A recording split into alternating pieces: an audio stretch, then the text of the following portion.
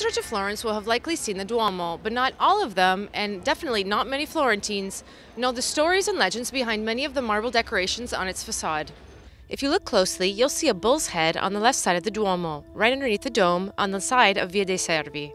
According to legend, it was put there by a carpenter helping to build the Duomo, and it tells the story of his love affair with a baker's wife. When the baker discovered the betrayal, he denounced the pair. The two lovers were then sent to the ecclesiastical court and were forced to end their relationship. In retaliation, the carpenter carved this bull right opposite the baker's shop as a constant reminder to the poor man of his wife's betrayal. On the same side of the Duomo is a strong lion, which appears to be supporting a column on one of the northern doors of the cathedral. This animal tells the story of a man named Anselmo from the 15th century who had a terrible nightmare that he was being eaten by a lion. In order to overcome his crippling fear of lions, he came here and put his hand inside the mouth of the statue. As he did so, a scorpion jumped off the statue onto his hand and bit him. Anselmo died shortly thereafter. If you're in front of the Duomo's facade, go to the right-hand door. There's a sculpture of a man's head with a serpent wrapped around his neck.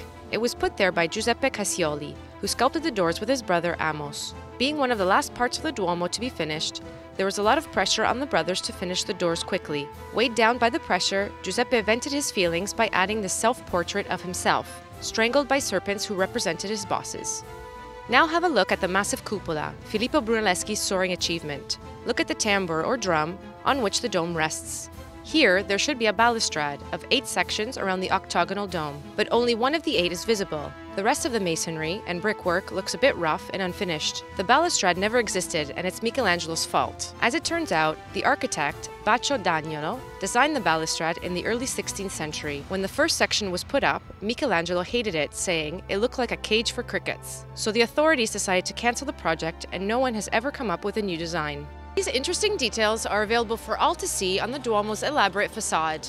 So next time you're in the square, see if you can spot any more.